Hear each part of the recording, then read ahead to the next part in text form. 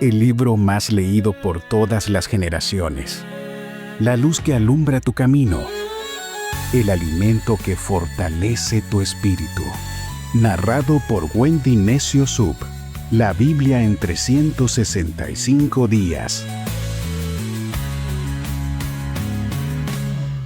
7 de febrero en la Biblia en 365 días. Hoy es el día 66 de los 365. Es un día para recordar la fidelidad de Dios.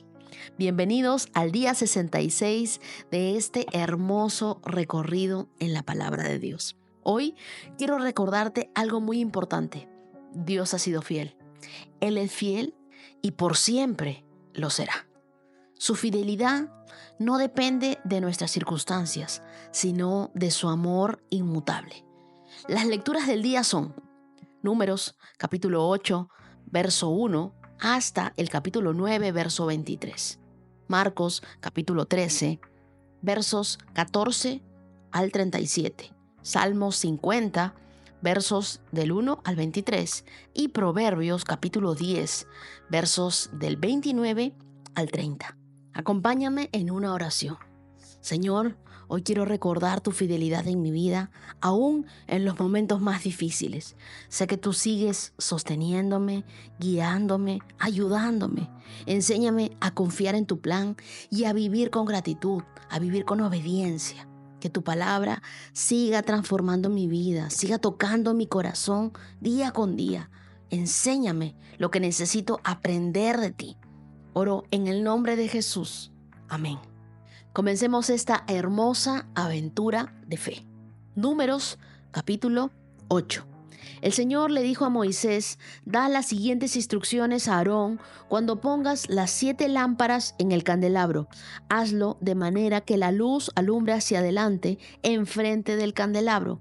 Y así lo hizo Aarón. Instaló las 7 lámparas para que reflejaran su luz hacia adelante, tal como el Señor le había ordenado a Moisés.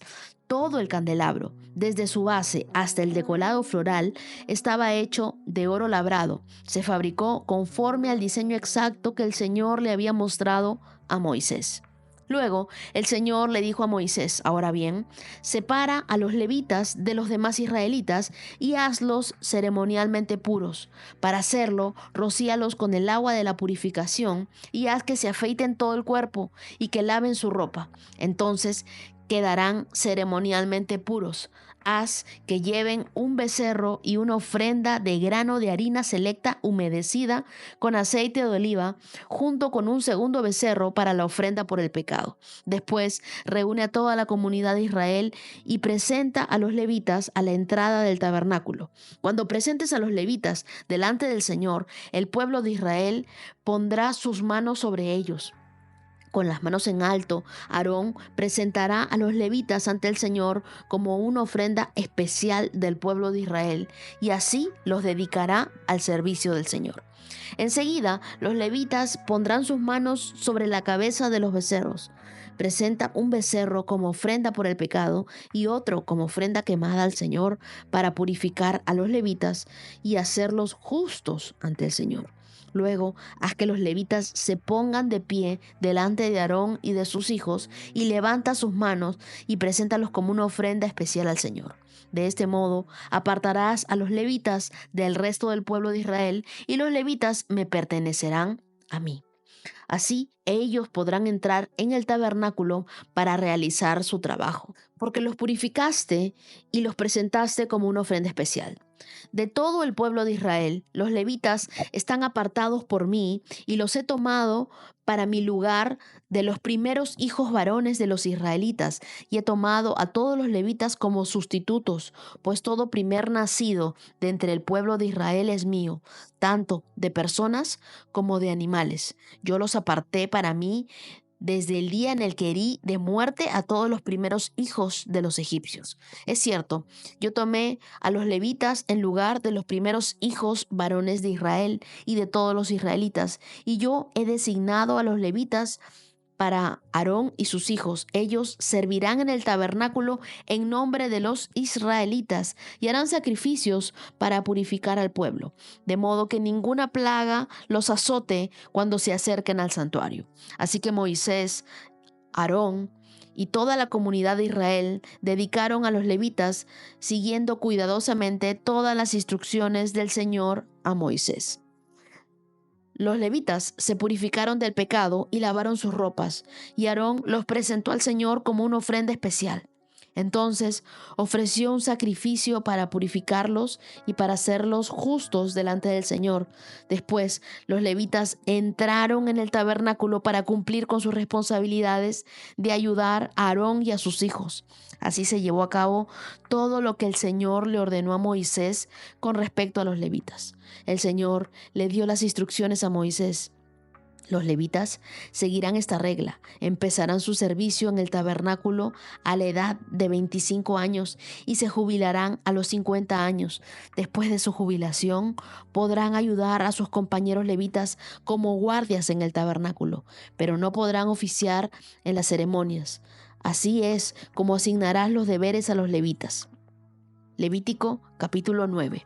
Un año después que Israel saliera de Egipto, el Señor le habló a Moisés en el desierto del Sinaí. El primer mes de este año le dijo: di a los israelitas que celebren la Pascua en el tiempo establecido y al atardecer del día 14 del primer mes. Asegúrate de seguir todos mis decretos y todas mis ordenanzas acerca de esta celebración. Entonces Moisés le dijo al pueblo que celebrara la Pascua en el desierto del monte Sinaí. Al atardecer del día 14 del primer mes, allí celebraron el festival, así como el Señor le había ordenado a Moisés. Sin embargo, algunos hombres estaban ceremonialmente impuros por haber tocado un cadáver y por eso no podían celebrar la Pascua aquel día. Así es que ese mismo día se acercaron a Moisés y a Aarón y les dijeron: hemos quedado ceremonialmente impuros por tocar un cadáver, pero ¿por qué se nos debe impedir presentar la ofrenda del Señor en la debida fecha con el resto de los israelitas? Y Moisés les contestó: esperen aquí hasta que yo reciba del Señor las instrucciones para ustedes. Esta fue la respuesta del Señor a Moisés: da las siguientes instrucciones al pueblo de Israel.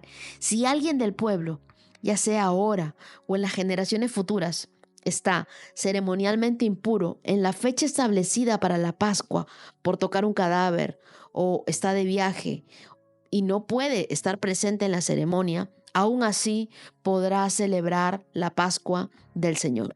Esta persona ofrecerá el sacrificio de la Pascua un mes después, al atardecer del día 14 del segundo mes, y comerá el cordero de la Pascua con pan sin levadura y hierbas amargas. No dejará nada del cordero para el día siguiente, ni quebrará ninguno de sus huesos, y debe seguir todas las ordenanzas de rigor acerca de la Pascua.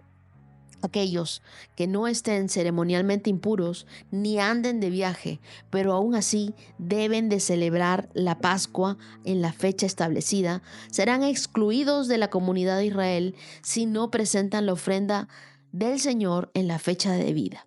Sufrirán las consecuencias de su culpa. Y así el extranjero que vive entre ustedes quiere celebrar la Pascua del Señor, debe seguir estos mismos decretos y ordenanzas. Las mismas leyes se aplican tanto a los israelitas de nacimiento como a los extranjeros que viven entre ustedes. El día en el que se armó el tabernáculo, la nube lo cubrió, pero desde la tarde hasta el amanecer, la nube que cubría el tabernáculo tomaba la apariencia de una columna de fuego. De esta manera ocurría siempre por la noche. La nube que cubría el tabernáculo tomaba apariencia de fuego. Y cada vez que la nube se elevaba de la carpa sagrada, el pueblo de Israel levantaba el campamento y la seguía. Donde la nube se detenía, el pueblo de Israel armaba el campamento. De esta manera, los israelitas viajaban y acampaban por orden del Señor donde Él les indicaba que fueran.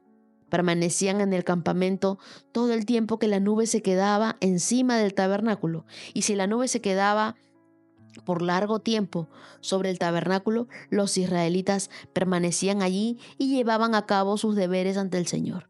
Algunas veces la nube se detenía por pocos días sobre el tabernáculo. Entonces el pueblo se quedaba por pocos días, como el Señor lo ordenaba. Luego, por orden del Señor, se levantaba el campamento y se ponían en marcha. Algunas veces la nube se detenía solo por la noche y se elevaba por la mañana siguiente, pero fuera de día o de noche, cuando la nube se elevaba, el pueblo levantaba el campamento y se ponía en marcha.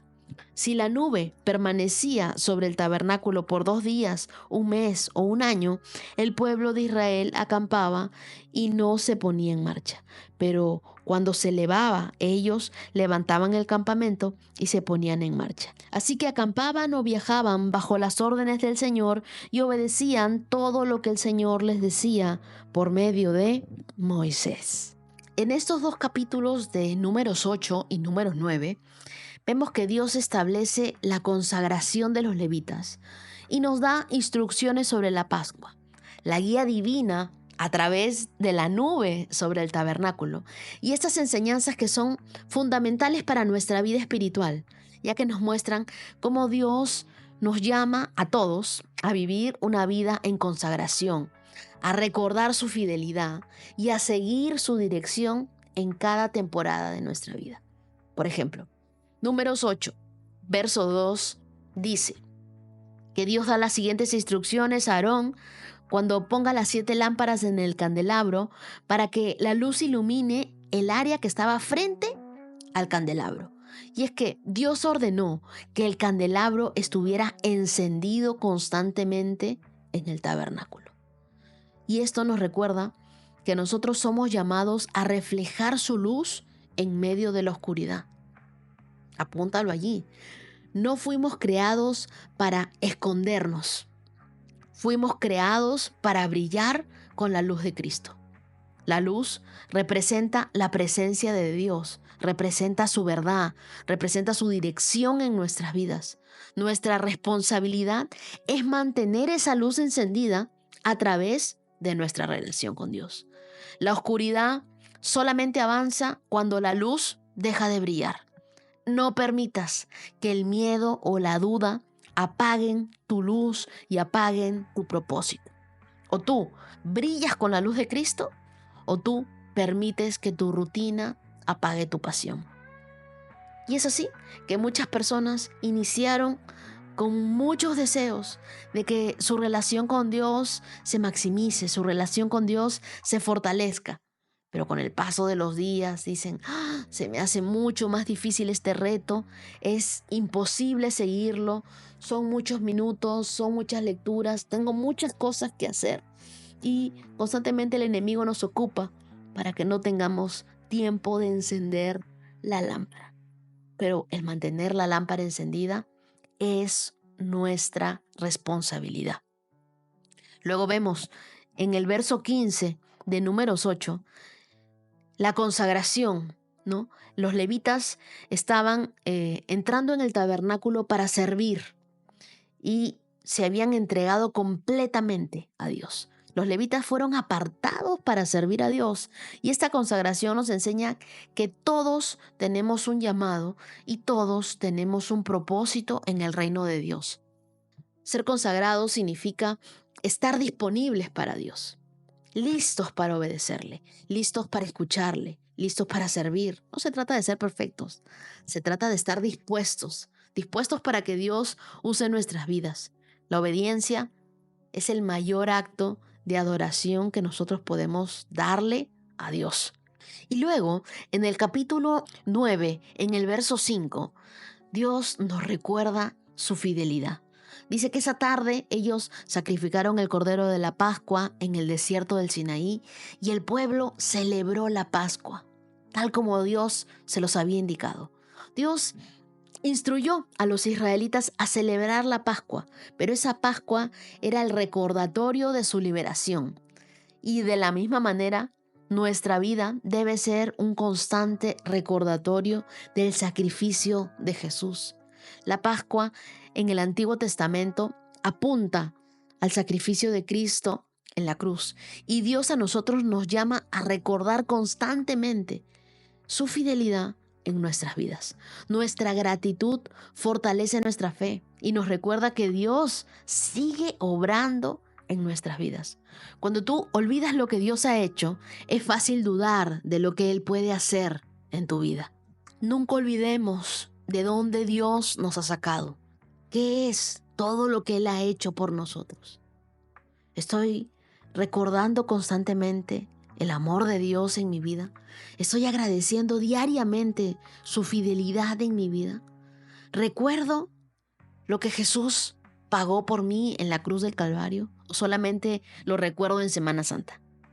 Esto es algo que debemos recordar todos los días de nuestra vida. Recuerda la fidelidad de Dios. Y el último pasaje de Números 9, en los versos 17 en adelante, nos recuerdan que Dios seguía siendo su guía en todo momento. Porque nos dice que cada vez que la nube se levantaba del tabernáculo, los israelitas se levantaban del campamento y avanzaban. Y donde la nube se detenía, allí acampaban. Entonces Dios siguió guiando a su pueblo con una nube de día y con el fuego de noche.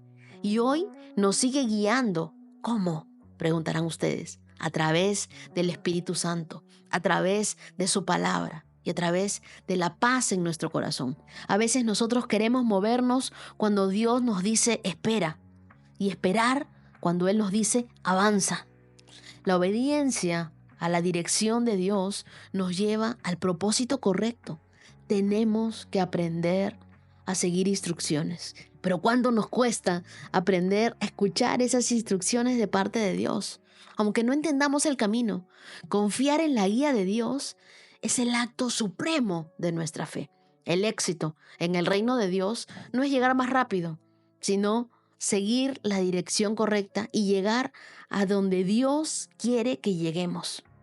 Yo me imagino que a veces la guía de Dios para nuestra vida es como cuando nos habla esta aplicación y no seguimos la dirección y comienza a recalcular otro lugar y comienza a recalcular otro lugar. Pero algo que quiero decirte es, no te desanimes en el proceso. Dios continúa guiando tu vida. Dios nunca dejó de guiar a su pueblo.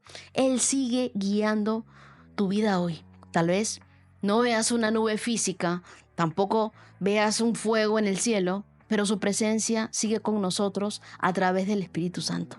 Así que confía en su luz, aunque no veas todo el camino. Conságrate y aparta tu vida para el propósito que Dios tiene contigo. Y recuerda la fidelidad de Dios, lo que Él ya ha hecho en tu vida, para que eso te motive a seguir caminando con fe. Ahora leamos Marcos capítulo 13, desde el verso 14. Llegará el día cuando verán el objeto sacrílego que causa profanación, de pie en lugar donde él no debe estar. Lector, presta atención. Entonces, los que estén en Judea, huyan a las colinas. La persona que esté en la azotea, no baje a la casa para empacar. El que esté en el campo, no regrese ni para buscar un abrigo. Qué terribles serán esos días para las mujeres embarazadas y para las madres que amamantan. Y oren para que la huida no sea en invierno, pues habrá más angustia en estos días que en cualquier otro momento desde que Dios creó al mundo. Y jamás habrá una angustia tan grande. De hecho, a menos de que el Señor acorte este tiempo de calamidad, ni una sola persona sobrevivirá, pero por el bien de los elegidos, Él ha acortado esos días. Entonces, si alguien les dice, miren, aquí está el Mesías, o allí está, no lo crean, pues se levantarán falsos mesías y falsos profetas y realizarán señales y milagros para engañar, de ser posible, aún a los elegidos de Dios. Tengan cuidado, les he advertido esto de antemano. En este tiempo, después de la angustia de estos días, el sol se oscurecerá, la luna no dará luz, las estrellas caerán del cielo y los poderes de los cielos serán sacudidos. Entonces todos verán al Hijo del Hombre venir en las nubes con gran poder y gloria, y Él enviará a sus ángeles que reúnan a los elegidos de todas partes del mundo, desde los extremos más lejanos de la tierra y del cielo. Ahora, aprendan una lección de la higuera. Cuando las ramas echan brotes y comienzan a salir las hojas, ustedes saben que el verano se acerca. De la misma manera, cuando vean que sucedan todas estas cosas, sabrán que su regreso está muy cerca a las puertas. Les digo la verdad, no pasará esta generación hasta que todas estas cosas sucedan. El cielo y la tierra desaparecerán, pero mis palabras no desaparecerán jamás. Marca ese verso 31. Sin embargo, nadie sabe el día ni la hora en que sucederán estas cosas, ni siquiera los ángeles en el cielo, ni el propio Hijo. Solo el Padre lo sabe. Ya que ustedes tampoco saben cuándo llegará ese tiempo, manténganse en guardia y estén alerta. La venida del Hijo del Hombre puede ilustrarse mediante la historia de un hombre que tenía que emprender un largo viaje y cuando salió de la casa dio instrucciones a cada uno de sus esclavos sobre el trabajo que debía hacer y le dijo al portero que esperara su regreso. Ustedes también deben estar alerta, pues no saben cuándo regresará el amo de la casa, si en la tarde o a la medianoche o durante la madrugada o al amanecer. Que no los encuentre dormidos cuando llegue sin previo aviso. Les digo a ustedes, les digo a todos, manténganse despiertos esperándolo a Él. Este pasaje de Marcos 13 es una advertencia del tiempo de la prueba. El verso 19 de Marcos 13 nos dice que habrá un momento de angustia, una angustia que jamás se ha visto antes. Jesús describe este tiempo como los tiempos difíciles en los últimos días. Habrá angustia, habrá persecución, habrán falsas enseñanzas, pero esto no es motivo para pánico, es motivo para fortalecer nuestra fe. ¿Qué te quiero decir con esto? No debemos tener miedo, sino debemos prepararnos espiritualmente. Tú estás leyendo la Biblia, tú estás cerca de Dios, tú cada día oras, cada día estás más cerca de Dios. Yo sé que a los que estamos leyendo diariamente la palabra de Dios, cosas increíbles nos están sucediendo, puertas increíbles se nos están abriendo y Dios está haciendo su obra en nuestras vidas. Se nota que nosotros estamos pasando tiempo con Dios. La persecución siempre ha sido parte del caminar de un creyente desde el principio. Nuestra fe debe estar arraigada en la verdad de Dios y no en nuestras circunstancias. La prueba revela quién realmente confía en Dios. Las dificultades no son el fin, amigos. Es un escenario donde Dios va a mostrar su gloria. Y el verso 21 dice, y si alguien te dice, mira, ahí está el Mesías o es este, no le creas.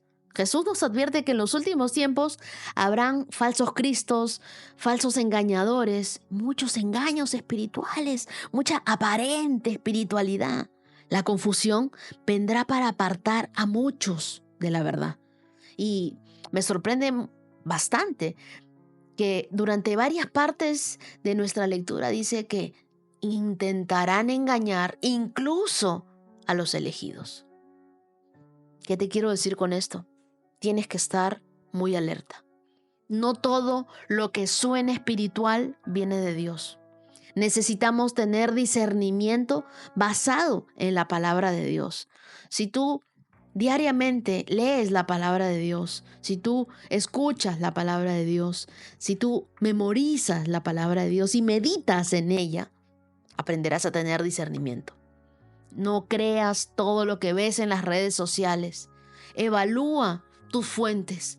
La clave no es perseguir señales ni perseguir milagros, sino permanecer en Cristo y en lo que dice la palabra de Dios, en lo que dice su verdad. Ya en algún otro momento les he dicho que quien come Biblia no se come cuentos, que quien sabe qué es lo que dice la palabra de Dios no sigue cualquier filosofía hueca. El Espíritu Santo nos va a guiar hacia la verdad, pero debemos estar atentos. No todo lo que brilla es oro. No todo lo que parece de Dios realmente lo es. Aprende a distinguir la verdad de la palabra de Dios. Cada vez que tú profundizas en la palabra de Dios, eso te ayuda a no ser engañado, porque tú conoces la verdad de la palabra. Cuando tú conoces la verdad de la palabra, así venga el mismo Satanás que vino a tentar a Jesús, Jesús respondía siempre con la palabra de Dios. Vemos también en el verso 26 que dice que se verá al Hijo del Hombre venir en las nubes con gran poder y gloria. Ese Hijo del Hombre es Jesús. Y esta es la esperanza del creyente, la venida de Cristo.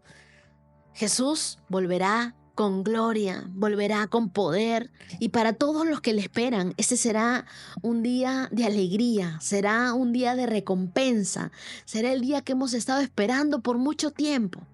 La segunda venida de Cristo es real y debemos estar preparados.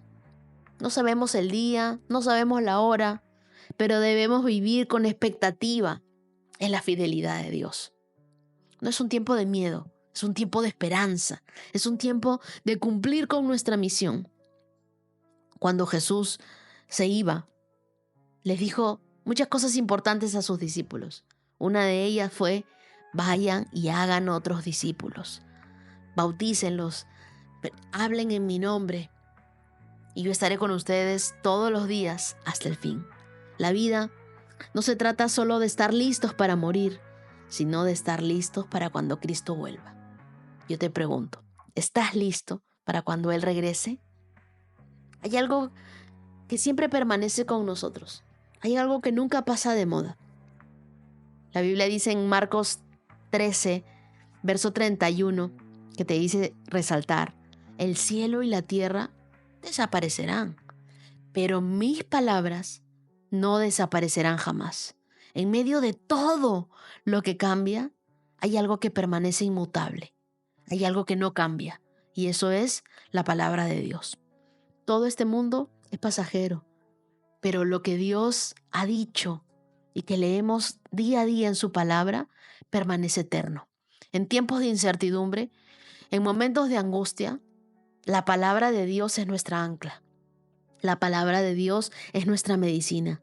Así que confía en lo eterno, en la palabra de Dios, porque eso es lo único que te va a dar estabilidad. Si el fundamento de tu vida está en la palabra de Dios, no habrá tormenta que pueda destruirte. No habrá gigante que pueda derribarte.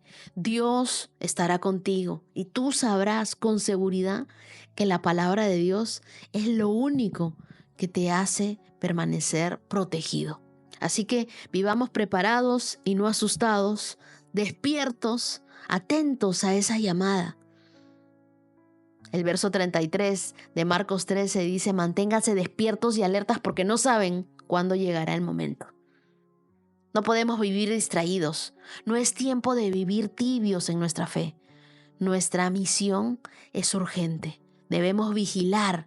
Vigilar significa estar en oración, leer la palabra de Dios, vivir tiempos en acción. No es tiempo de dormir espiritualmente, sino de ser luz en un mundo que necesita esperanza, en un mundo que está apagado. Dios no nos llamó a la comodidad, nos llamó a la vigilancia. Así que no vivas con miedo al futuro, porque Dios ya está allí. Vive con propósito en este presente. Jesús regresará y mientras tanto, nuestra tarea es compartir el Evangelio, mantenernos firmes en la fe y confiar en su palabra. Vamos a leer ahora Salmo 50. Verso 1. El Señor, el poderoso, es Dios y habló. Convocó a toda la humanidad desde donde sale el sol hasta donde se pone. Desde el monte Sión, la perfección de la belleza, Dios brilla con un resplandor glorioso. Nuestro Dios se acerca, pero no en silencio. A su paso, el fuego devora todo lo que encuentra y a su alrededor se desata una gran tormenta. Pone al cielo arriba y a la tierra abajo, como testigos del juicio a su pueblo. Tráiganme a mi pueblo fiel, a los que hicieron un pacto conmigo al ofrecer sacrificios. Luego, dejen que los cielos proclamen la justicia divina, porque Dios mismo será el juez. Oh pueblo mío, escucha cuando te hablo. Estas son las acusaciones que tengo contra ti, oh Israel. Yo soy Dios, tu Dios. No tengo quejas de tus sacrificios, ni de las ofrendas quemadas que ofreces constantemente. pero no necesito los toros de tus establos, ni las cabras de tus corrales, pues todos los animales del bosque son míos, y soy dueño del ganado de 1000 colinas.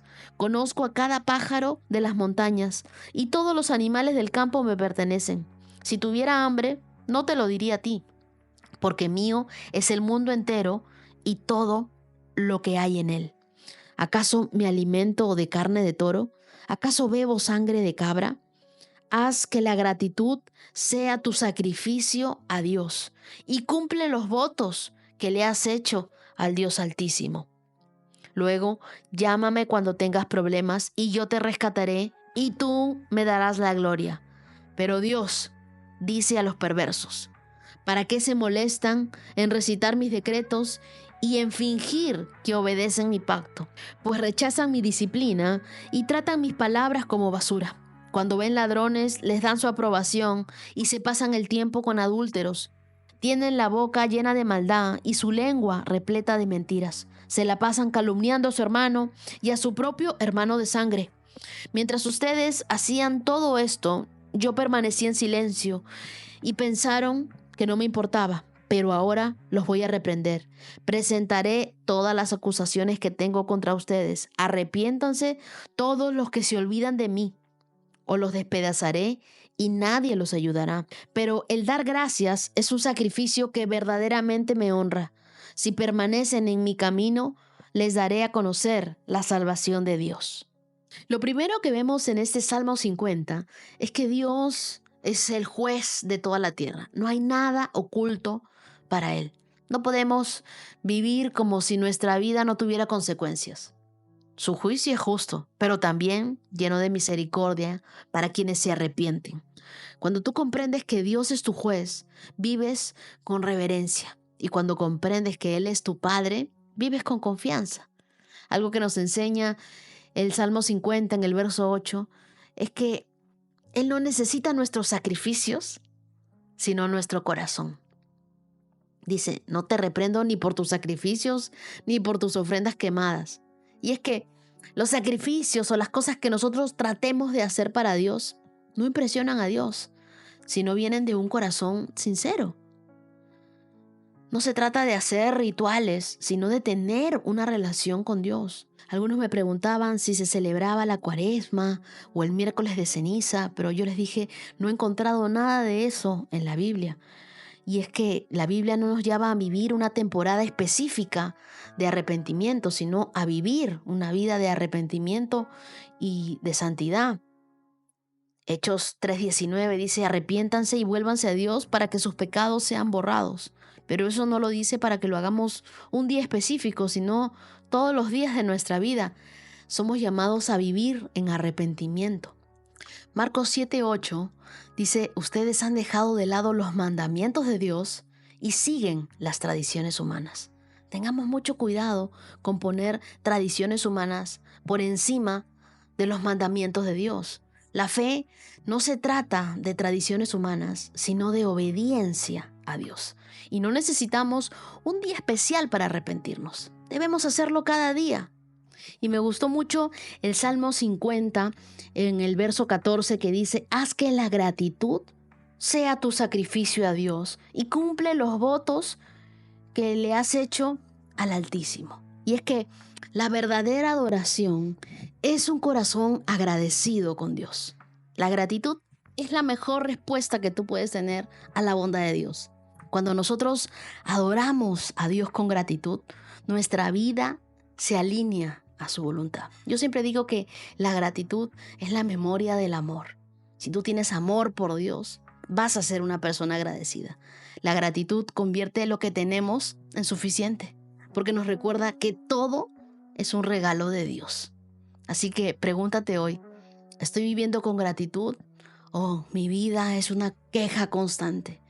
Decide vivir con gratitud para Dios. Eso es algo que a Dios le agrada. Y si le has hecho un voto o has hecho un pacto con Dios, cúmplelo. Porque si tú le has prometido algo a Dios, cúmplelo. Y eso habla también de nuestra integridad. Los siguientes versos dice: pero Dios le dice a los perversos: ¿para qué se molestan en recitar mis decretos, ¿no? Sí, y fingir que obedecen mi pacto, si rechazan mi disciplina y tratan mis palabras como basura? Fuertes declaraciones de Dios. Y es que no basta con conocer la palabra, debemos vivirla. Dios rechaza a aquellos que tratan de tener una vida espiritual, pero solamente tienen una hipocresía espiritual. La integridad es vivir en coherencia con lo que creemos. No puedes predicar fe y vivir en duda, hablar de Dios y caminar sin Él. Tenemos que ser personas íntegras. Y por último, el verso 23 que dice: pero el dar gracias es un sacrificio que verdaderamente me honra. Si permanecen en mi camino, les daré a conocer la salvación de Dios. Qué hermoso verso, porque Dios promete salvación a quienes le honran con su vida. Caminar con Dios trae recompensas, trae paz, trae propósito, trae dirección. Y la adoración verdadera transforma nuestra forma de vivir. Aprendamos entonces a ser personas agradecidas. Dale gracias a Dios por todo y cumple con esas promesas a tu Dios Altísimo. Dios no busca sacrificios vacíos. Él está buscando corazones sinceros. Nuestra adoración debe reflejarse en una vida de integridad. Ahora leamos Proverbios capítulo 10, versos 29 y 30. El camino del Señor es una fortaleza para los que andan en integridad, pero destruye a los que hacen maldad. Los justos nunca serán perturbados, pero los perversos serán quitados de la tierra. El verso 29 nos enseña que seguir por ese camino del Señor nos da paz, nos da dirección, nos da seguridad en medio de cualquier circunstancia. ¿Tú has sentido que mientras caminas por ese camino de Dios, recibes una fortaleza increíble? Los justos encuentran fortaleza en el camino de Dios. Y me encanta la promesa que Dios nos da en el verso 30, que dice: los justos nunca serán perturbados. Este verso nos habla de estabilidad, de permanencia de aquellos que siguen a Dios. No significa que nunca vamos a enfrentar dificultades, sino que Dios nos sostiene y nos da un fundamento firme.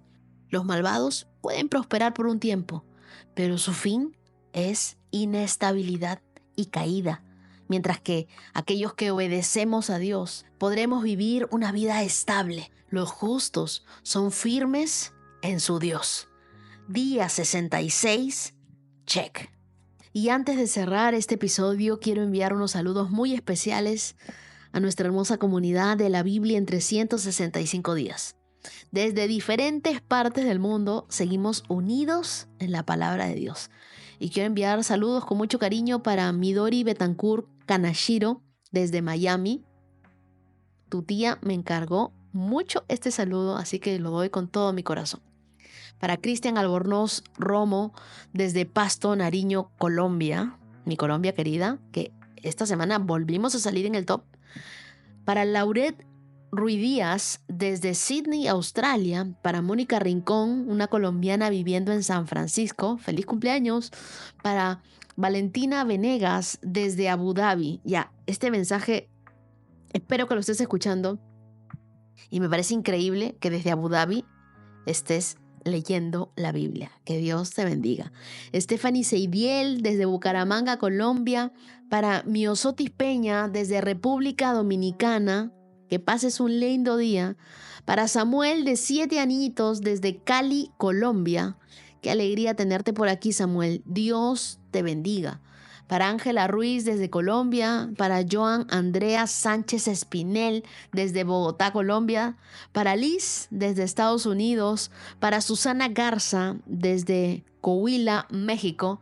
Y también para Itzel Arbizu desde Querétaro, mi México lindo y querido. Gracias a cada uno por ser parte de esta comunidad de fe y recuerden que Dios es un Dios fiel y que su palabra nos fortalece cada día. Que juntos seguimos creciendo en este camino de la fe. Nos vemos mañana en el siguiente episodio de la Biblia en 365 días. 365 con Dios, con Wendy Necio Sub.